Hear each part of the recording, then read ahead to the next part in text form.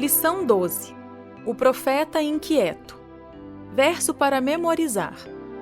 Deus disse a Jonas: E você não acha que eu deveria ter muito mais compaixão da grande cidade de Nínive, em que há mais de 120.000 pessoas que não sabem distinguir entre a mão direita e a mão esquerda e também muitos animais?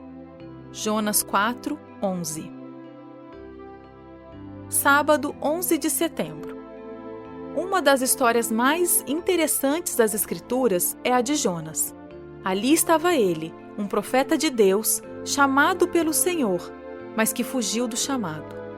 Então, depois de ser persuadido de maneira dramática a mudar de ideia e obedecer ao Senhor, ele finalmente o fez, mas apenas para queixar-se de que as pessoas a quem havia sido chamado a testemunhar tinham se arrependido e sido poupadas da destruição que, de outra forma, teria ocorrido. Esse é um exemplo de alguém que não tinha descanso, que não estava em paz, a ponto de clamar: Agora, Senhor, peço que me tires a vida, porque para mim é melhor morrer do que viver. O próprio Jesus se referiu à história de Jonas dizendo: Ninivitas se levantarão no juízo com esta geração e a condenarão, porque se arrependeram com a pregação de Jonas. E aqui está quem é maior do que Jonas. Com certeza, Cristo era maior que Jonas. Senão, ele não poderia ser nosso Salvador. Nesta semana, examinaremos a história de Jonas e o que podemos aprender com sua inquietação e falta de paz.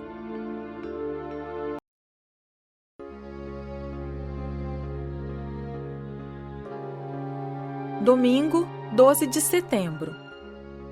Verso para memorizar. Deus disse a Jonas: E você não acha que eu deveria ter muito mais compaixão da grande cidade de Nínive, em que há mais de 120.000 pessoas que não sabem distinguir entre a mão direita e a mão esquerda e também muitos animais? Jonas 4:11. Fugindo.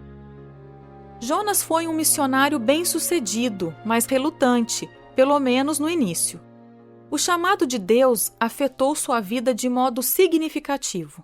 Em vez de colocar o jugo de Deus sobre os ombros e descobrir que seu jugo é suave e que seu fardo é leve, Jonas decidiu encontrar seu próprio descanso ao ir em direção oposta à que Deus o estava chamando.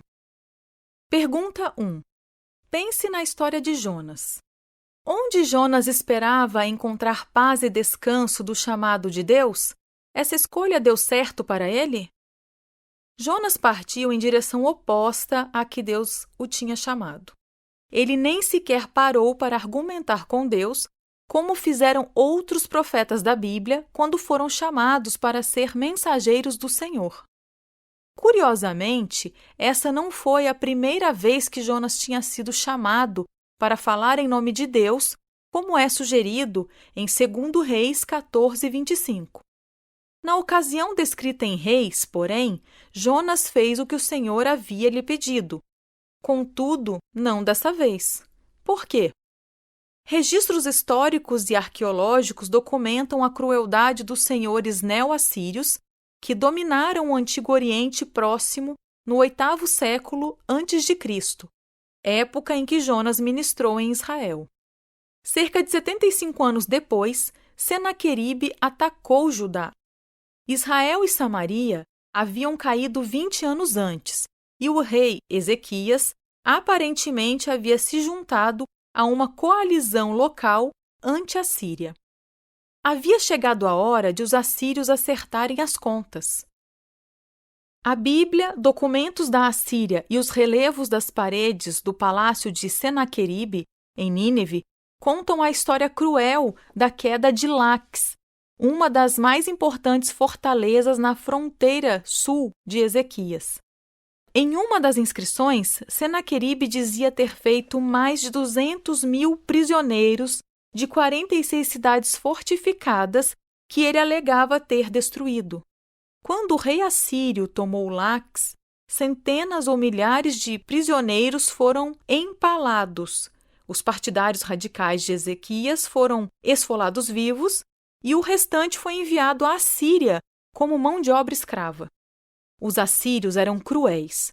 E Deus enviou Jonas para o centro daquele império? É de admirar que Jonas não quisesse ir? Você já fugiu de Deus? A fuga deu certo para você? O que você aprendeu com esse erro?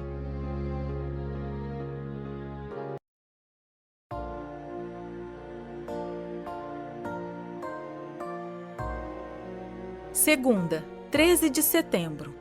Verso para memorizar. Deus disse a Jonas: E você não acha que eu deveria ter muito mais compaixão da grande cidade de Nínive, em que há mais de 120.000 pessoas que não sabem distinguir entre a mão direita e a mão esquerda, e também muitos animais? Jonas 4:11. Um descanso de 3 dias. Ao fugir de Deus, Jonas teve problemas. Seu descanso foi perturbado quando o Senhor interveio por meio da tempestade. Deus salvou Jonas da sepultura nas águas, ordenando que um peixe o salvasse. No entanto, somente quando Jonas se viu num descanso forçado de 3 dias no grande peixe, ele percebeu como dependia de Deus.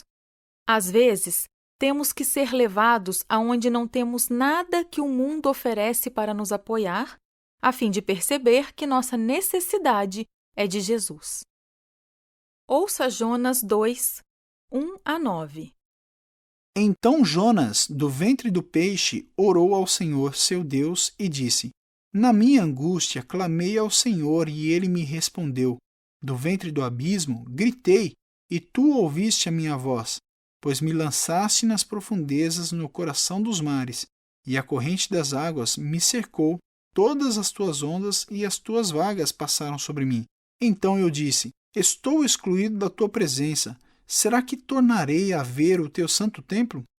As águas me cercaram até a alma, o abismo me rodeou, e as algas se enrolaram na minha cabeça. Desci até aos fundamentos dos montes, desci até a terra, cujos ferrolhos se fecharam atrás de mim para sempre. Tu, porém, fizeste a minha vida subir da sepultura, ó Senhor, meu Deus. Quando dentro de mim desfalecia a minha alma, eu me lembrei do Senhor, e subiu a ti a minha oração, no teu santo templo. Os que adoram ídolos vãos abandonam aquele que lhes é misericordioso. Mas, com a voz do agradecimento, eu te oferecerei sacrifício, o que prometi cumprirei. Ao Senhor pertence a salvação. Pergunta 2. Sobre o que Jonas orou? Embora ele estivesse nas profundezas, numa situação muito perigosa, Jonas orou pelo santuário. Ele olharia para o santo templo do Senhor. O que estava acontecendo ali? O templo foi o ponto focal dessa oração e deveria ser o ponto central da oração em geral. Existia apenas um lugar no Antigo Testamento em que Deus podia ser encontrado. Ele estava no santuário, o lugar central de oração e comunhão com Deus. No entanto, Jonas não estava se referindo ao Templo de Jerusalém. Em vez disso, ele estava falando do santuário celestial. Era ali que estava sua esperança, pois era daquele lugar que verdadeiramente vinham Deus e a salvação oferecida por ele. Jonas finalmente havia entendido essa verdade. Havia experimentado a graça de Deus e sido salvo. Quando o grande peixe vomitou Jonas, ele entendeu em primeira mão o amor de Deus por ele. Um profeta fugitivo, e aprendeu, mesmo com desvios no caminho, que o único caminho seguro para o cristão é fazer a vontade do Senhor. Ele então decidiu cumprir seu dever e obedecer às ordens de Deus, finalmente indo para Nínive pela fé, visto que estava se dirigindo a uma cidade extremamente perversa, cujos cidadãos podiam não gostar daquele profeta estrangeiro, denunciando-lhes a grande maldade. Às vezes, precisamos nos afastar de tudo para ter uma nova perspectiva. Embora a história de Jonas, que sobreviveu no ventre do peixe, seja um caso extremo, o afastamento do nosso ambiente nos permite ver esse ambiente de uma perspectiva nova e talvez necessária?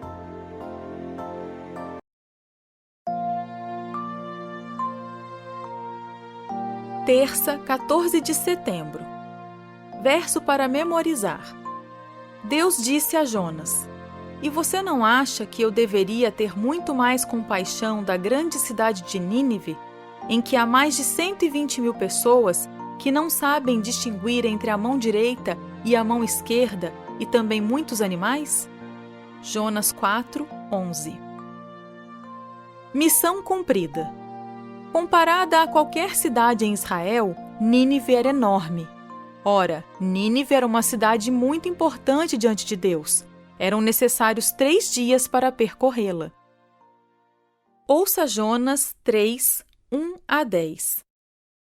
A palavra do Senhor veio a Jonas pela segunda vez, dizendo: Levante-se, vá à grande cidade de Nínive e pregue contra ela a mensagem que eu lhe darei.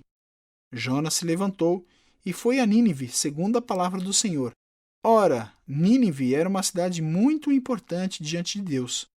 Eram necessários 3 dias para percorrê-la. Jonas começou a percorrer a cidade caminho de um dia e pregava dizendo: Ainda 40 dias e Nínive será destruída. Os ninivitas creram em Deus, proclamaram um jejum e vestiram roupa feita de pano de saco desde o maior até o menor. Quando esta notícia chegou ao rei de Nínive, ele se levantou do seu trono, tirou os trajes reais, cobriu-se de pano de saco e sentou-se sobre cinzas, e mandou proclamar e divulgar em Nínive o seguinte: Por mandado do rei e dos seus nobres, ninguém, nem mesmo os animais, bois e ovelhas, pode comer coisa alguma. Não lhes deem pasto, nem deixem que bebam água. Todos devem ser cobertos de pano de saco, tanto as pessoas como os animais. Então clamarão fortemente a Deus e se converterão, cada um do seu mau caminho e da violência que há nas suas mãos. Quem sabe, talvez Deus se volte e mude de ideia, e então se afaste do furor da sua ira, para que não pereçamos. Deus viu o que fizeram, como se converteram do seu mau caminho, e Deus mudou de ideia quanto ao mal que tinha dito que lhes faria e não o fez. Pergunta 3. Qual foi a resposta daquela cidade perversa? Quais lições podemos extrair dessa história em nossa tentativa de testemunhar aos outros? Enquanto caminhava pela cidade, Jonas proclamou a mensagem de Deus. Ainda 40 dias e Nínive será destruída. A mensagem foi ao ponto. Embora os detalhes não tenham sido apresentados, fica claro que a mensagem caiu em ouvidos receptivos e que o povo de Nínive, de maneira coletiva, acreditou nas palavras de advertência de Jonas. De maneira típica do Oriente Próximo, o rei de Nínive proclamou um decreto para demonstrar mudança no coração. Todos, inclusive os animais, precisariam jejuar e lamentar. O rei desceu de seu trono e sentou-se sobre cinzas, um ato simbólico muito importante. Ouça Jonas 3, 6 a 9. Quando esta notícia chegou ao rei de Nínive, ele se levantou do seu trono, tirou os trajes reais, cobriu-se de pano de saco e sentou-se sobre cinzas, e mandou proclamar e divulgar em Nínive o seguinte: Por mandado do rei e dos seus nobres, ninguém, nem mesmo os animais, bois e ovelhas, pode comer coisa alguma. Não lhes deem pasto, nem deixem que bebam água. Todos devem ser cobertos de pano de saco, tanto as pessoas como os animais. Então clamarão fortemente a Deus e se converterão, cada um do seu mau caminho e da violência que há nas suas mãos. Quem sabe, talvez Deus se volte e mude de ideia, e então se afaste do furor da sua ira, para que não pereçamos. Jeremias 25, 5. Quando eles diziam: Convertam-se agora, cada um de vocês, do seu mau caminho e da maldade das suas ações, e vocês habitarão na terra que o Senhor deu a vocês e aos seus pais desde os tempos antigos e para sempre. Ezequiel 14, 6. Portanto, diga à casa de Israel: Assim diz o Senhor Deus: Convertam-se e afastem-se dos seus ídolos, desviem o resto de todas as suas abominações. Apocalipse 2:5. Lembre-se, pois, de onde você caiu. Arrependa-se e volte à prática das primeiras obras. Se você não se arrepender, virei até você e tirarei o seu candelabro do lugar dele. Pergunta 4. Quais elementos estavam envolvidos no discurso do rei que mostra sua compreensão do verdadeiro arrependimento? O sermão foi curto, direto ao ponto, mas repleto de teologia correta sobre o arrependimento. Enquanto Jonas pregava, o Espírito Santo trabalhava no coração dos ninivitas. Os ninivitas não haviam tido o privilégio dos israelitas de vivenciar todas as histórias da terna condução de Deus, e ainda assim, eles responderam de maneira positiva. Disseram, com efeito, que nos lancemos na misericórdia do Senhor, não em nossas próprias realizações. Confiemos totalmente em sua bondade e graça. Estranhamente, Jonas, que tinha experimentado a graça de Deus, pensava que a graça fosse algo tão exclusivo que somente alguns podiam ter a oportunidade de depender dela e descansar nela. Por que o arrependimento é tão essencial na experiência cristã? O que significa nos arrepender dos pecados, especialmente dos pecados que cometemos repetidamente?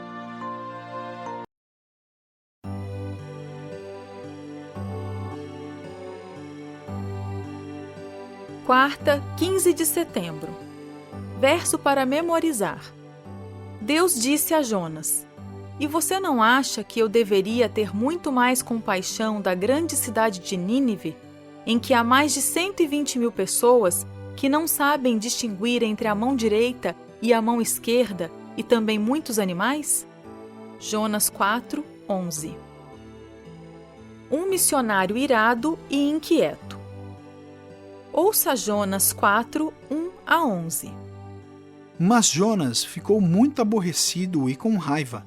Ele orou ao Senhor e disse: Ah, Senhor, não foi isso que eu disse estando ainda na minha terra? Por isso me adiantei, fugindo para Tarsis, pois sabia que tu és Deus bondoso e compassivo, tardio em irar-se e grande em misericórdia, e que mudas de ideia quanto ao mal que anunciaste. Agora, Senhor, peço que me tires a vida, porque para mim é melhor morrer do que viver. E o Senhor disse: Você acha que é razoável essa sua raiva? Então Jonas saiu da cidade e sentou-se num lugar a leste da mesma. Ali construiu um abrigo. Sentou-se na sombra para ver o que aconteceria com a cidade. Então o Senhor Deus fez crescer uma planta por cima de Jonas, para que fizesse sombra sobre a sua cabeça, a fim de o livrar do seu desconforto. E Jonas ficou muito contente por causa da planta. Mas no dia seguinte, ao amanhecer, Deus enviou um verme, que atacou a planta e ela secou. Quando o sol nasceu, Deus fez soprar um vento leste muito quente. O sol bateu na cabeça de Jonas de maneira que ele quase desmaiou. Então pediu para morrer, dizendo: Para mim é melhor morrer do que viver. Então Deus perguntou a Jonas: Você acha que é razoável essa sua ira por causa da planta? Jonas respondeu: É tão razoável que até quero morrer. E o Senhor disse: Você tem compaixão da planta que não lhe custou nenhum trabalho. Você não a fez crescer.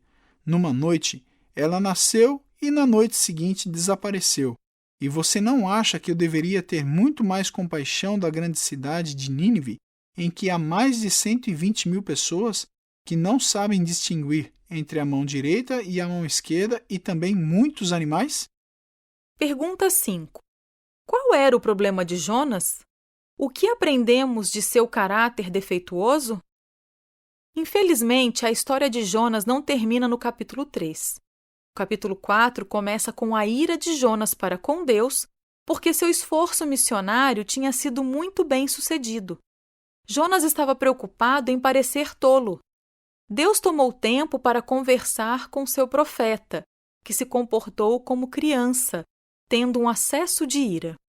Os fiéis de Deus, mesmo os profetas, têm que amadurecer e vencer algumas coisas. Em Profetas e Reis, lemos, abre aspas, quando Jonas viu o propósito de Deus de poupar a cidade, que apesar de sua impiedade tinha sido levada a se arrepender, vestida em pano de saco e coberta de cinza, ele devia ter sido o primeiro a se alegrar com a maravilhosa graça de Deus. No entanto, ao contrário disso, permitiu que sua mente se fixasse sobre a possibilidade de ser considerado um falso profeta. Preocupado com sua reputação, ele perdeu de vista o valor infinitamente maior dos que viviam naquela cidade infame. Fecha aspas. A paciência de Deus para com seu profeta foi surpreendente. Ele estava determinado a usar Jonas, e quando Jonas fugiu, Deus enviou a tempestade e o peixe para trazer o fugitivo de volta. E novamente, quando Jonas estava sendo teimoso e hostil, Deus buscou persuadi-lo de sua postura ruim, dizendo-lhe: "Você acha que é razoável essa sua raiva?" Ouça Lucas 9, 51 a 56. E aconteceu que, ao se completarem os dias em que seria elevado ao céu, Jesus manifestou no semblante a firme resolução de ir para Jerusalém, e enviou mensageiros que fossem na frente. Indo eles, entraram numa aldeia de samaritanos para lhe preparar pousada, mas não o receberam, porque o aspecto dele era de quem decisivamente ia para Jerusalém. Vendo isto, os discípulos Tiago e João perguntaram: "O Senhor quer que mandemos descer fogo do céu para os consumir?" Mas Jesus, voltando-se, os repreendeu, e seguiram para outra aldeia. Pergunta 6. Como esse relato se compara ao que aconteceu na história de Jonas? Porque Deus amou o mundo de tal maneira que deu o seu Filho unigênito, para que todo o que nele crê não pereça, mas tenha a vida eterna. Deus disse: "E você não acha que eu deveria ter muito mais compaixão da grande cidade de Nínive, em que há mais de 120.000 pessoas que não sabem distinguir entre a mão direita e a mão esquerda, e também muitos animais?" Devemos ser muito gratos, pois no fim, Deus é o juiz supremo do coração, da mente e das motivações. Já pensou se nós fôssemos os juízes? Como aprender a refletir a compaixão e a paciência que Deus tem para com as pessoas?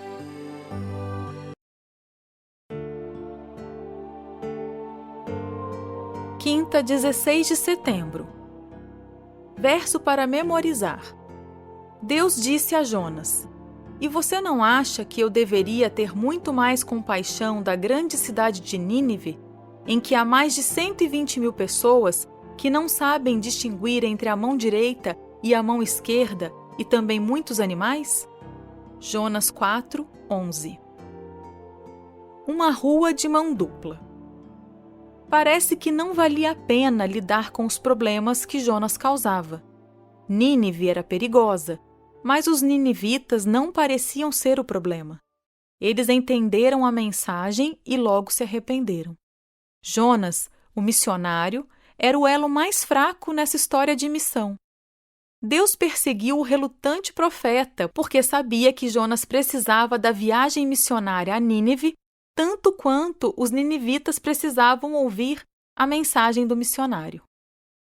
Ouça Judas 1, 21. Mantenham-se no amor de Deus, esperando a misericórdia do nosso Senhor Jesus Cristo, que conduz para a vida eterna. Pergunta 7. Como podemos nos manter no amor de Deus? O que isso significa? Judas nos ordena no verso 21. Mantenham-se no amor de Deus, esperando a misericórdia do nosso Senhor Jesus Cristo, que conduz para a vida eterna. Experimentar o amor e a graça de Deus não é um acontecimento único. Uma forma segura de nos manter no amor de Deus é estender a mão aos outros. Nos versos seguintes, Judas nos ordenou a ter compaixão e salvar os outros, arrebatando-os do fogo. Ouça Judas 1, 20 a 23. Mas vocês, meus amados, edificando-se na fé santíssima que vocês têm, orando no Espírito Santo, mantenham-se no amor de Deus, esperando a misericórdia do nosso Senhor Jesus Cristo, que conduz para a vida eterna, e tenham compaixão de alguns que estão em dúvida. salvem outros, arrebatando-os do fogo. Quanto a outros, sejam também compassivos, mas com temor, detestando até a roupa contaminada pela carne. Pergunta 8. Como as palavras do texto lido se relacionam à história de Jonas e o que isso também nos revela? Deus chamou Jonas para ir a Nínive porque o profeta não havia refletido sobre sua relação com os assírios antes do chamado. Ele não gostava dos assírios, mas não fazia ideia do quanto os odiava, nem das coisas extremas que faria para evitá-los, mesmo depois do chamado. Jonas não estava pronto para ter um vizinho ninivita no céu. Ele não tinha aprendido a amar como Deus ama. O Senhor chamou Jonas para ir a Nínive porque amava os ninivitas e os queria em seu reino. Mas também chamou Jonas porque o amava e desejava que se tornasse mais semelhante a ele, à medida em que trabalhavam juntos. Deus queria que Jonas encontrasse o descanso que temos quando estamos em um relacionamento salvífico com ele e fazemos sua vontade, que inclui estender a mão aos outros e mostrar-lhes a fé e a esperança. Você trabalha pela salvação dos outros? Isso o leva a encontrar descanso espiritual em Jesus?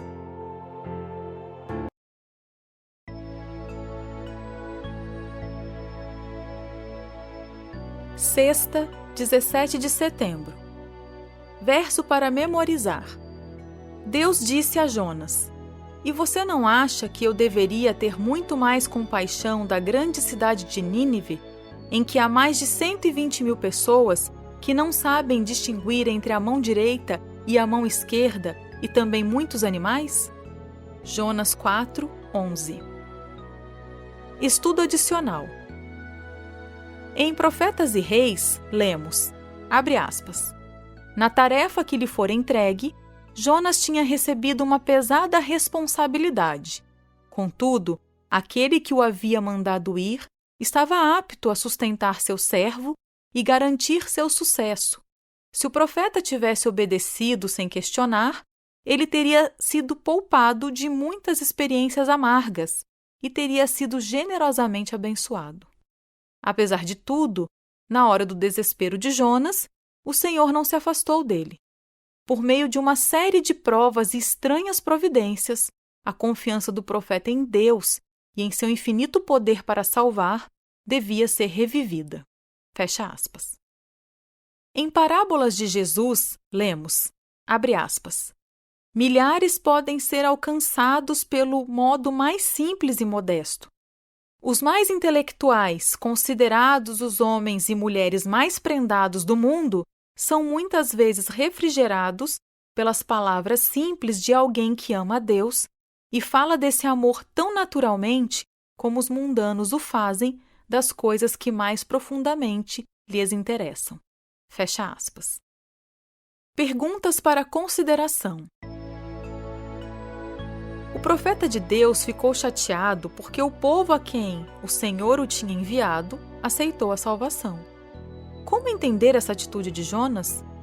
Que exemplo poderoso da paciência de Deus com seu povo, mesmo quando ele age de forma contrária à luz que possui.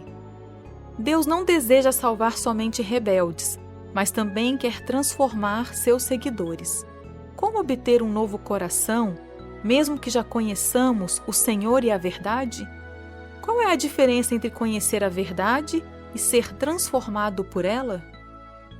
Qual é a mensagem essencial do livro de Judas e por que ela é relevante para a igreja hoje?